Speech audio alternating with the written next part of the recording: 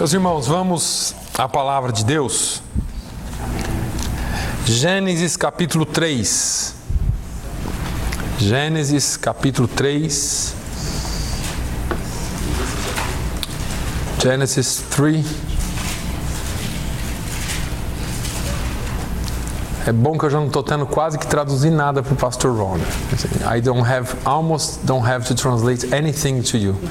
You go and get it. Gênesis 3, é porque o 3 em português e francês é quase o mesmo, né? Portuguese and French yeah.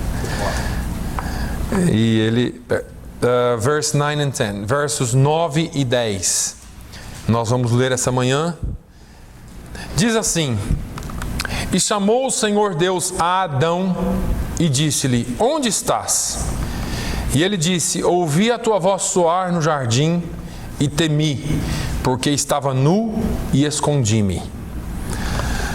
É uma palavra muito simples, mas essa semana eu estive pensando um pouquinho sobre ela. Deus colocou no meu coração esse sentimento. Aqui relata, na verdade, o dia em que Adão e Eva pecaram. Não existia pecado na terra, existia somente paz no jardim, e Eva é distraída a olhar para algumas coisas que Deus havia falado que não se tocasse. Deus falou com Adão e disse: olha, de tudo que tem na terra, no jardim, vocês vão comer. Desta árvore, porém, vocês não vão tocar, não vão comer. E assim, Adão tinha a responsabilidade de ensinar Eva, de falar com ela, porque eu estou dizendo isso porque a Bíblia deixa claro que a ordem veio antes de Eva ser criada ou ser formada. Adão era o responsável por isso. E lá na frente fica bem claro isso quando Paulo diz que o pecado entrou na terra por um homem. E por um homem também veio a salvação. Então o pecado entrou pelo homem, porque ele não fez a lição de casa. Eva tinha pouco conhecimento disso. Talvez Adão tivesse comentado com ela, mas Eva foi distraída por alguma coisa e chegou naquela árvore, ficou olhando naquela árvore tão bonita, e alguém se aproveita da situação. A serpente ou o próprio Satanás vem e fala com Eva, e então induz Eva a pecar, e Eva induz Adão a pecar. Aí, quando o homem peca, a primeira coisa que ele vê é que ele está nu. Até então ele não havia percebido. Ele vê que está nu e tende a se cobrir. Fala: peraí, isso aqui está errado, não estiver errado até hoje, agora está errado. E ele então tenta se cobrir, e aí vem Deus e chama Adão no momento marcado, na hora marcada de todo dia.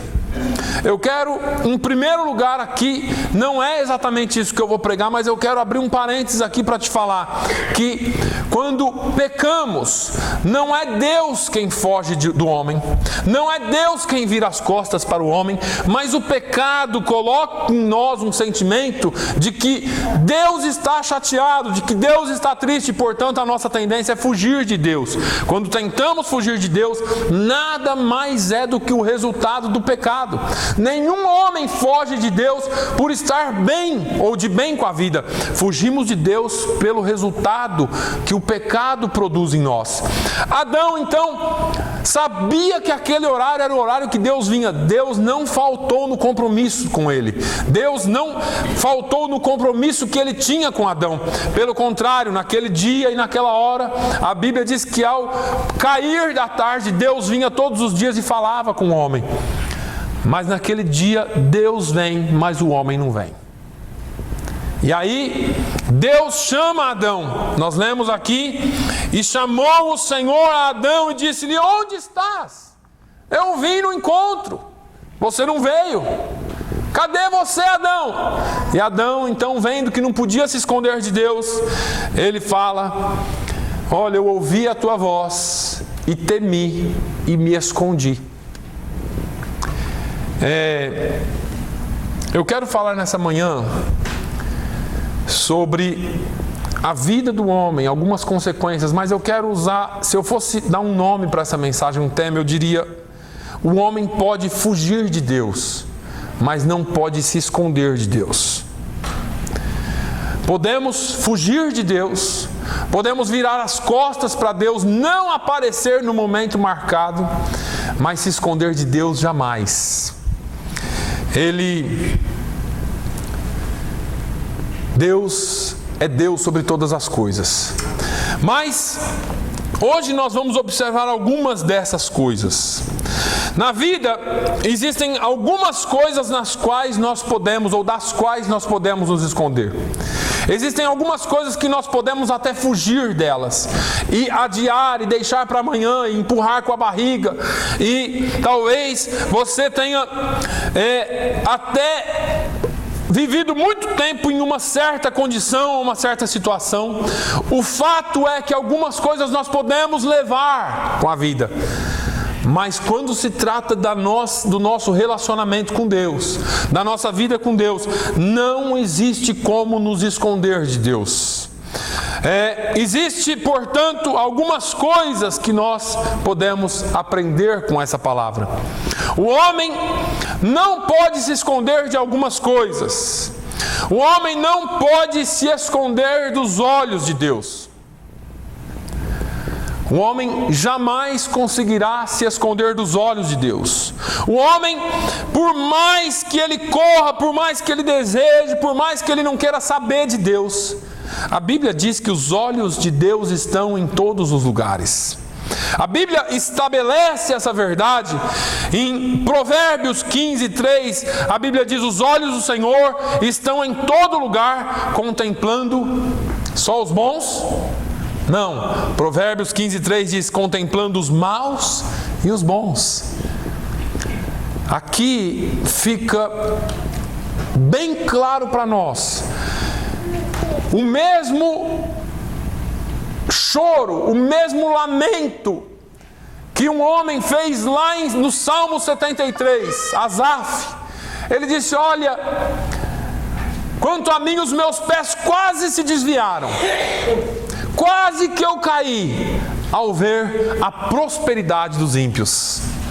Ele começa a dizer assim: olha, o ímpio não tem dor, o ímpio não tem dificuldade, ele não está nem aí com Deus, mas ele vive numa boa. Até na morte para ele é melhor. Ele não precisa fazer prestação para pagar o caixão, para pagar o túmulo. Ele paga aquilo lá tudo, depois está em festa, daqui uns dias está tudo bem. E ele diz assim: olha, eu quase me desviei pensando nesse negócio. Mas deixa eu te dizer uma coisa, a mesma Bíblia diz que o teu trabalho não é vão no Senhor. Esse versículo diz que Deus contempla os maus, mas Ele também contempla os bons. Compensa servir a Deus, porque Ele contempla todos nós. Não é só algumas pessoas. Já o Salmo 139...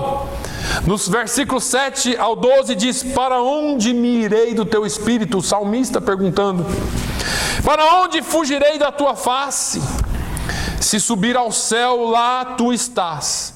Se fizer no inferno a minha cama, eis que tu ali estás também.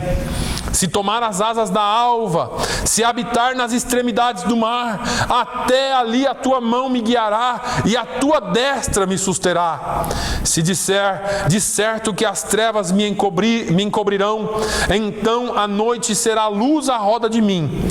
Nem ainda as trevas me encobrem de ti, mas a noite resplandece como o dia. As trevas e a luz são a mesma coisa para ti. Vou viver debaixo das sombras, vou viver num lugar onde ninguém me veja, onde eu quero fugir, eu quero sumir. Sabe aquele dia que te dá aquele sentimento assim: olha, eu queria estar num lugar onde não tem ninguém. Sumir, desaparecer. Pode ir para o lugar que você quiser. Deus te contempla ali também. E o interessante de tudo isso é que Deus contempla os seus momentos de alegria, mas Deus contempla também os seus momentos de tristeza. Deus contempla os seus momentos de prazer, mas quando você está passando pela dificuldade, Deus também te contempla. Hebreus 4:13 diz: e não há criatura alguma encoberta diante dele, antes todas as coisas estão nuas e patentes aos olhos daquele com quem temos de tratar. Não existe nada encoberto, não existe nada que seja suficientemente bom ou eficiente para nos encobrir de Deus. Quando você entra para fazer uma radiografia e você está acompanhado, ou vai tirar uma radiografia do pé ou da mão, eles cobrem alguma parte com chumbo, porque é o único elemento ou material que aquele raio-x não penetra. O Superman da televisão tem a visão de raio-x, olha e vê tudo entre as paredes, tudo. Mas talvez o chumbo ele não consiga ver. Agora Deus não. Deus, a Bíblia diz que não há criatura alguma encoberta diante dele, e todas as coisas estão nuas. Quando eu falo para você que a gente se veste para o homem, que a gente se veste para ser bem apresentável para as pessoas, ou se veste com roupas bonitas para as pessoas. Você vem à igreja, você vai se vestir bonito, mas aqui não existe terno bonito, gravata bonita, vestido bonito. Aqui nós estamos todos nus e patentes diante daquele com quem haveremos de tratar. Você pode até achar que você não deve satisfação a ninguém aqui na terra. Eu não tenho que dar satisfação para ninguém, eu cuido da minha vida, eu sou dono de mim mesmo, eu trabalho, eu cuido da minha casa, eu faço, eu aconteço, mas com Deus um dia você vai estar diante dele e vai tratar com ele, porque com ele não tem escape. A presença de Deus está em toda parte e por conseguinte ninguém pode se esconder dele. Em certas ocasiões o homem tem mais medo do homem do que de Deus, irmãos. A gente tem esse costume. Nossa, o que vão pensar de mim? Nossa, o que vão falar? Nossa, e agora? O que vai acontecer? Eu vou ter que enfrentar meu chefe, meu marido, minha mulher. E a gente começa a ter medo das pessoas, mas quando se trata de Deus nós deixamos para lá. Com Deus nós não estamos nem aí. O fato é que nós vamos dar conta das coisas diante de Deus. Diante de Deus. Com as pessoas diz respeito ao nosso caráter, mas com Deus diz respeito à nossa vida toda, do momento que nós nascemos até o momento que nós vamos morrer. Porque todos nós enfrentaremos a morte se Jesus não voltar. Se ele demorar um pouquinho, todos nós, se ele não vier para nós, nós vamos para ele, não tem jeito. É bem assim. O homem não pode esconder-se dos olhos do homem, ou melhor, pode até se esconder dos olhos do homem, mas dos olhos de Deus ninguém se esconde. E aí, é interessante que a gente às vezes na frente dos outros agimos de uma forma, e devemos, eu não estou dizendo, não estou falando aqui de hipocrisia. Quando nós agimos de uma determinada forma na frente das pessoas, isso se chama conduta, exemplo. Paulo diz que nós temos que ter bom exemplo, ou dar bom exemplo para os que estão de fora e para os que estão de dentro. E aqui entra então a questão não só de dar bom exemplo para as pessoas, mas ser bom exemplo diante das pessoas e diante de Deus. Eu acho que eu já venho falando disso aqui há 3 domingos, ou 4, porque Paulo diz assim, olha, vós e Deus sois minhas testemunhas. E chamar, já 3 domingos que eu estou falando de chamar as pessoas para testemunhar por você é uma coisa. Pergunta lá para o fulano de mim, pergunta lá para o ciclano de mim para você ver. E você até liga para as pessoas, pede carta de recomendação, as pessoas dão, mas eu quero saber o que é que Deus fala de você. O que é que Deus tem para dizer de nós? Um pai meio desregrado resolveu roubar ou furtar uma sandália no mercado. E ele entrou num daqueles corredores com o filho e falou: você fica aqui nessa ponta aqui e você fica olhando aí para ver se tem alguém vendo. Eu vou ali, vou pegar uma sandália que eu estou precisando, não tenho dinheiro. E ele foi, entrou naquele corredor, aquele corredor de mercadorias. E ele olhou de lá e falou assim: tem alguém olhando? Ele falou: tem. Quem? Disse: Deus. O menino: Deus está vendo. E o pai falou: mas Deus, moleque. Falou: pai, Deus está vendo todas as coisas. Às vezes nós pensamos que não tem nada vendo, ninguém vendo. E hoje em dia está até difícil esse negócio, né? Tem câmera em tudo quanto é lugar. Mas às vezes nós pensamos que ninguém está vendo, porque nós esquecemos daquele que tudo vê e daquele que ninguém pode escapar da sua vista. Ninguém, em nenhum lugar. Nós não podemos nos esconder dos olhos de Deus. Em segundo lugar, você precisa enfrentar uma realidade dura e cruel, porque se os olhos de Deus para você não é o suficiente, deixa eu te dizer uma coisa: ninguém pode se esconder da morte. Ninguém pode mudar de endereço, podem te avisar: olha, amanhã você vai morrer. Você pode fazer o que quiser, você vai morrer. Se fosse assim, se tivéssemos essa condição de prever as coisas, né? Agora, eu já disse aqui, se Cristo não voltar dentro de alguns anos aqui, muitos de nós teremos que enfrentar a morte. Em alguns anos, irmãos, essa igreja vai ser nova, talvez até o pastor seja diferente, porque todos nós vamos enfrentar a morte. E isso não tem escape. Você pode ser crente, pode ser o que você quiser. Você pode servir a Deus, comer só semente, alface e beber a água da mais pura. Você vai enfrentar a morte. A Bíblia, ela nos traz alguns ensinamentos sobre a vida. A Bíblia diz que nossa vida é como neblina. Ela aparece por um pouco de tempo e depois desvanece. Está lá em Tiago 4,14. Os dias do homem são curtos e cheios de dores. Jó 14,1. E ele sabia o que era dor. O homem está a um passo da morte. Está lá em 1 Samuel 23.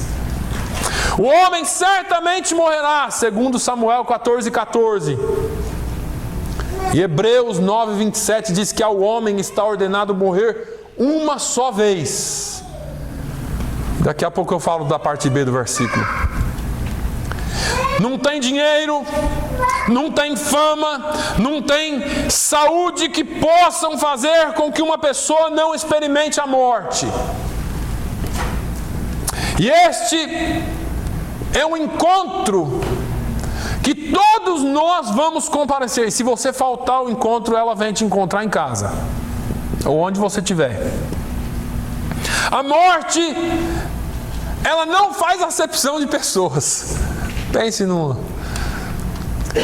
É rico, é pobre, preto, branco, amarelo, azul, não importa quem você é, etnia. Aqui quando você vai preencher alguns documentos, tem lá: você é hispano, você é branco, você é preto, você é afro, você é isso, você é aquilo. A morte não tem esse negócio, ali é todos, incluem todos esses. Todos nós vamos passar por ela. Pode ser bebê, criança, jovem, ancião. Todos morrem. Para morrer basta estar vivo. Muitos daqueles que nós amávamos e amamos ainda já passaram, e nós estamos pelo mesmo caminho. A questão não é se vamos morrer, a questão é como iremos morrer e se estamos preparados para o encontro com ela. Se preparar para a morte, ninguém consegue se preparar totalmente. As pessoas podem fazer o que quiser, um dia vão encontrar com ela e aquele dia todo mundo vai chorar. Mas deixa eu te dizer uma coisa: nós que ficamos aqui podemos chorar, Mas quando você sair desse templo, desse tabernáculo terrestre, você vai chorar ou você vai rir? Porque haverá gozo para aqueles que forem levados para a presença do Pai. Mas a Bíblia diz que haverá choro e ranger de dentes para aqueles que serão destinados à perdição eterna. O homem ainda não pode se esconder das consequências do pecado. Porque nós podemos pecar, mas haverá consequências para ele. A Bíblia diz que a consequência final do pecado é a morte. O salário do pecado é a morte. Esta é uma realidade que não pode ser negada. Muitos pensam que podem se esconder das consequências do pecado. Eu faço isso aqui hoje, ninguém vai ficar sabendo, está tudo bem. A Bíblia afirma que ninguém pode se esconder dessas consequências. E é interessante que, por mais que a Bíblia seja um livro de vida, um livro de salvação, a Bíblia não esconde e não omite exemplos de homens que caíram, homens que pecaram, homens que são usados como grandes exemplos até hoje. Mas por isso que a Bíblia é completa, para mostrar para você e para mim que mesmo quando nós pecamos, apesar das consequências, existe uma saída. Existe e pode existir um recomeço. Davi, na ocasião em que ele cometeu homicídio, ou foi mandante de um crime, e logo em seguida cometeu, ou mesmo antes cometeu adultério, o rei Davi, que é usado como exemplo até para grandes palestrantes, ele cometeu o pecado e houve a consequência para o pecado. Pastor, Davi foi o homem segundo o coração de Deus. Como que pode? Pode porque ele foi o homem segundo o coração de Deus. E onde existe essa palavra homem, existe pecado. Pode porque apesar de ter pecado, Davi, ele soube enfrentar a consequência e soube enfrentar também Deus cara a cara para pedir perdão. Eu sempre falo aqui, irmãos, às vezes nós pensamos que a vida cristã é uma vida sem problemas, uma vida sem pecado, uma vida... Não deveria ter pecado. Pelo menos não voluntariamente. Mas nós cometemos. E eu sempre digo que Deus não espera que você não peque. Porque se Deus esperasse que você não fosse pecar, não precisava ter vindo aqui e morrido em seu lugar. Deus mandou Jesus porque Ele já sabia do pecado do homem. E Ele sabia que o homem ia continuar pecando. E por isso mesmo Ele mandou Jesus. Jesus, no entanto, não é uma licença para o pecado. E Paulo expressa isso muito bem. Ele diz assim, olha...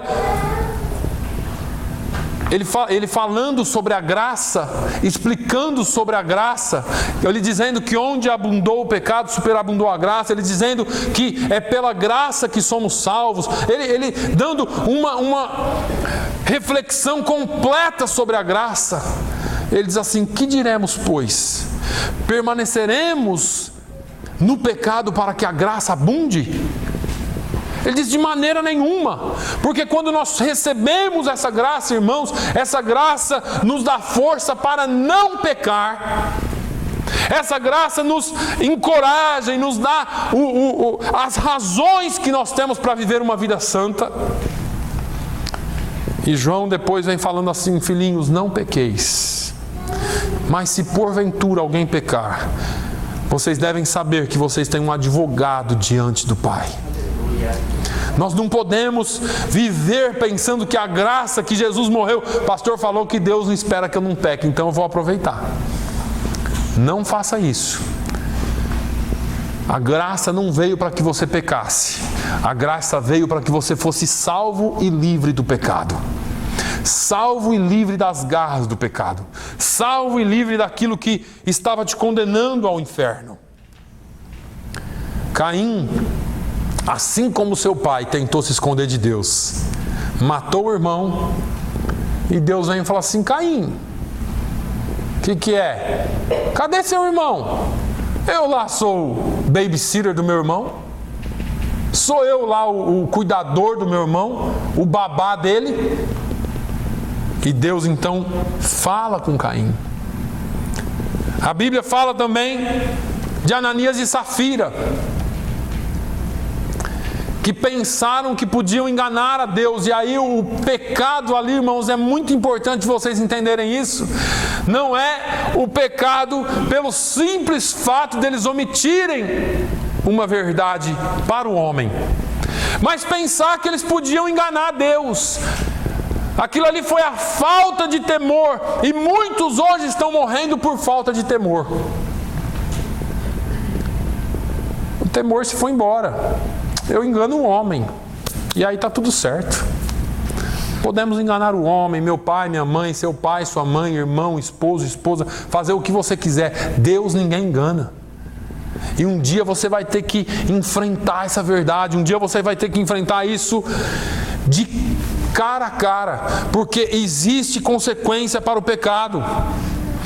Pedro, quando ele deu umas vaciladas lá com relação aos gentios e aos judeus, na frente do judeu ele era uma coisa, na frente do gentio ele era outra, Paulo chama ele e fala assim: Pedro, está errado. Ele teve que enfrentar a consequência. Qual foi a consequência? Ele foi chamado a atenção e ficou registrado para a vida inteira. Olha só, o grande apóstolo Pedro, Paulo chamou ele e falou: Pedro, que história que é essa? Você tem que ser um só. Na frente do judeu, na frente de gentil, você tem que ser um só. E assim vamos nós. A Bíblia diz que, com relação a este ponto da consequência do pecado, em Números 32 e 23, diz que teu pecado te alcançará. Você pode fazer hoje, correr, viver a vida, um dia você vai bater de frente com ele de novo. Dizem por aí que o mundo é redondo, não é? E assim como nós encontramos as pessoas mais de uma vez, assim um dia o teu pecado vai bater na porta da sua casa. Diante desta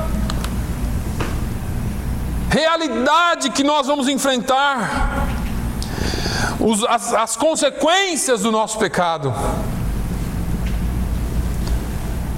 nós precisamos cuidar da nossa vida espiritual.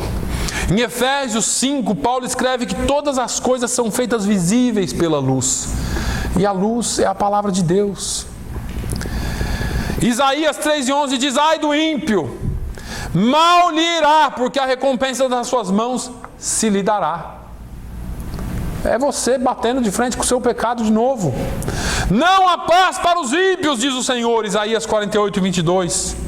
O mal perseguirá os pecadores, mas os justos serão galardoados com o bem.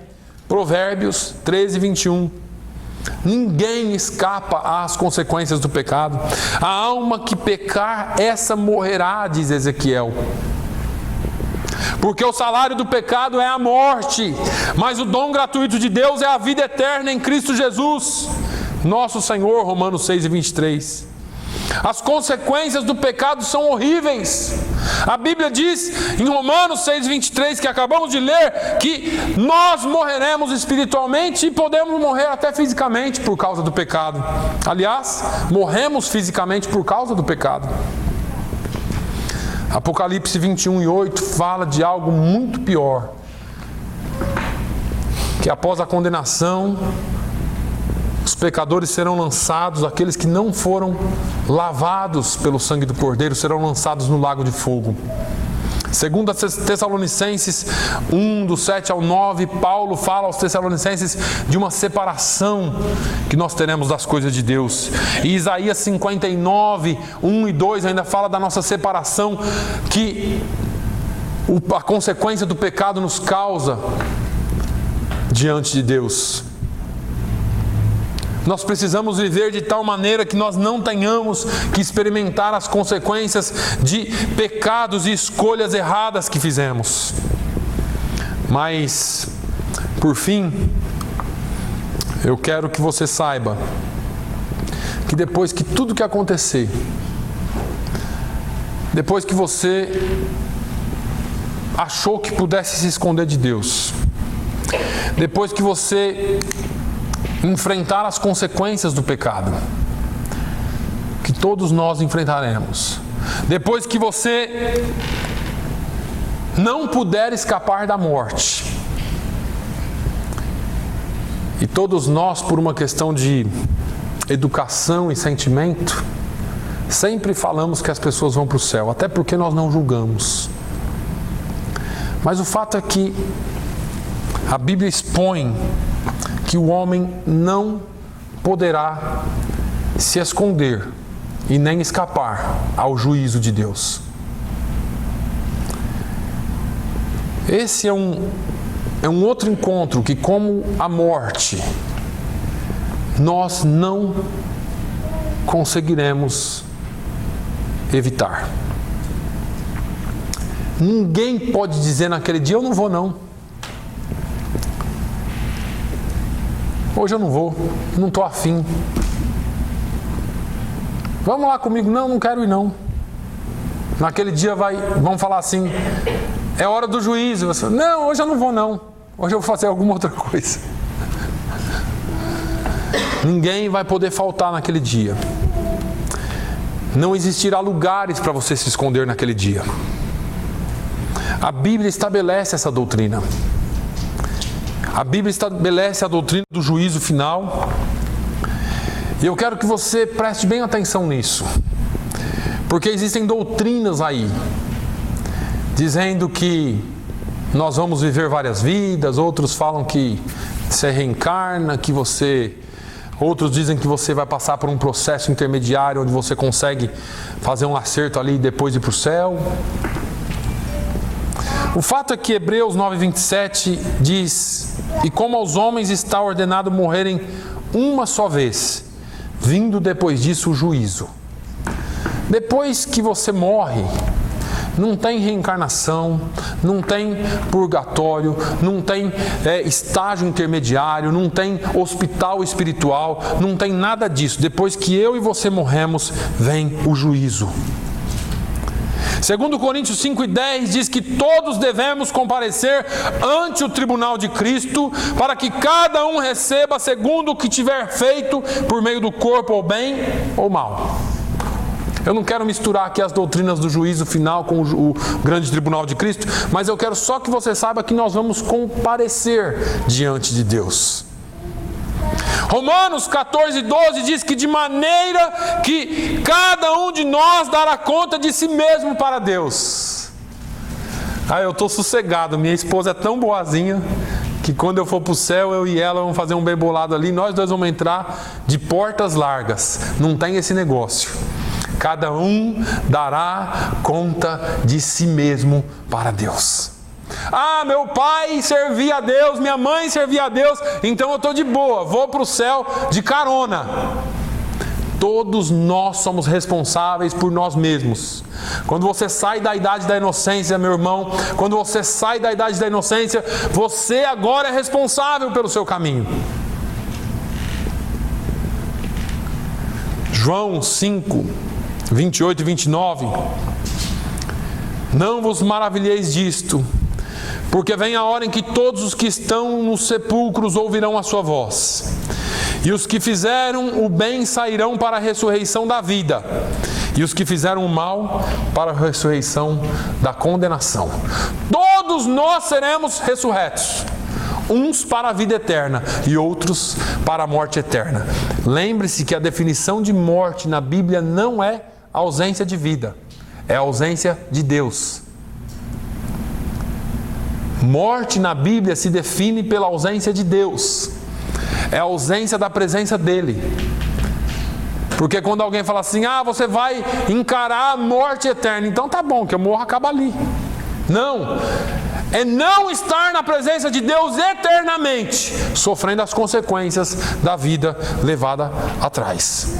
Atos 17, 30 e 31. Mas Deus, não tendo em conta os tempos de ignorância, anuncia agora a todos os homens e em todo lugar que se arrependam.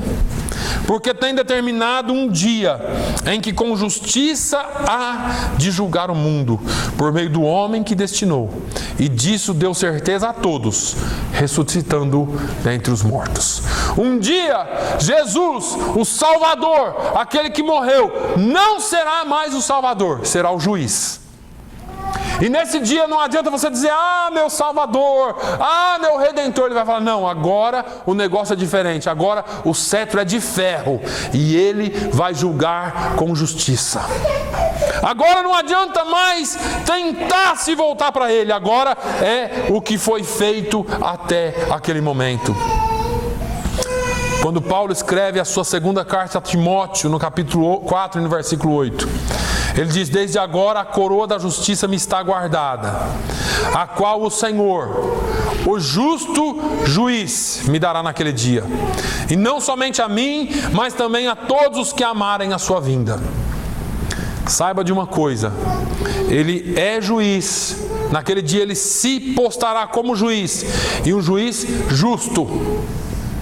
E é muito bom que nós saibamos, como eu li em Atos, Deus não leva em conta o tempo de ignorância. E aí você pode chegar diante de Deus e falar assim, não sabia de nada disso. Pois é, deixa eu te dar uma triste notícia, melhor que você não estivesse aqui hoje. Todas as pessoas estarão presentes para esse grande dia. Todos. Nesse grande dia, o homem dará contas a Deus de tudo o que fez enquanto esteve em seu corpo físico, seja bom ou seja mau. Uma vez que todos estarão presentes nesse grande juízo, cada um de nós devemos fazer preparativos para que não cheguemos a esse lugar e saiamos dali envergonhados. Antigamente, nós distribuímos um folhetinho, o senhor deve lembrar, os mais antigos aqui, que tinha toda a trajetória da salvação. E o juízo. Era muito simplesinho, mas mostrava exatamente como a Bíblia diz, numa maneira bem simples de se pensar, né? Um telão mostrando tudo que você fez, o que você não fez. Isso é o que nós conseguimos alcançar com a nossa mente. Mas deixa eu te dizer, naquele dia será aberto o livro das obras, que é da forma que nós acreditamos. Não das obras feitas para que você fosse salvo, porque essa obra nenhum homem pode fazer. A obra da salvação só Jesus pôde fazer, porque Ele é o Cordeiro de Deus. Mas as obras que são frutos da salvação. Porque ser salvo não é só vir na igreja. Essa manhã o pastor pregou aqui sobre o reino de Deus. E eu quero eventualmente pedir para ele copiar essa mensagem, traduzir para o português para passar para os irmãos. Porque o reino de Deus ele não está preso em 4 paredes. Ser salvo e ter obras de salvo não é vir na igreja todo domingo. A obra da salvação é muito maior que isso e muito mais completa que isso. É uma vida diária com Deus. E todos nós vamos, irmãos, enfrentar naquele dia. Quando o livro for aberto, espero eu que eu e você não saiamos dali envergonhados. Eu quero muito sair dali com a coroa da vida. E não a coroa da vida, uma coroa que nós pintamos aqui pensando que é uma coroa com 1 milhão de pedrinhas, ou meio milhão, ou 1 ou 2, né? Que dizem que cada vida que ganha uma pedrinha que acrescenta, né? É o figurativo que nós conseguimos entender. Mas a coroa da vida é a vida eterna. É poder estar eternamente com Ele em glória. E não perdido. A nossa vida atual, a nossa vida nesse corpo, nesse templo, nessa terra, tem que ser de tal maneira que quando esse dia chegar, irmãos, nós estejamos contentes, ao invés de tristes. Eu perguntei para uma pessoa um dia desse, se ela realmente tinha certeza da sua salvação. Porque anunciar o arrependimento a qualquer custo e dizer que Jesus está voltando a qualquer hora e tentar fazer que as pessoas sejam salvas a qualquer custo e viver uma vida toda preocupada, dá a impressão que a pessoa não tem certeza da sua salvação. Porque quem tem certeza da salvação não vive uma vida preocupada. Não vive uma vida de cabeça quente. Ai meu Deus, Jesus vai voltar. E agora Jesus vai voltar. Ai Jesus vai... Não. Ora vem Senhor Jesus. Maranata. Se Jesus vai voltar, eu estou à espera. Com felicidade, contente porque Ele vai voltar. Se a volta de Jesus causa tanta tribulação, tanta angústia, tanto desespero, aí sim nós precisamos nos questionar: por que é que eu estou desesperado com a volta de Jesus? Eu tinha que estar feliz, eu tinha que estar contente. Jesus vai voltar, eu tinha que estar dando pulos de alegria, porque foi isso que João escreveu lá no finalzinho de Apocalipse. Ele disse assim: ora vem Senhor Jesus. Nós não podemos, irmãos, ai meu Deus, e agora?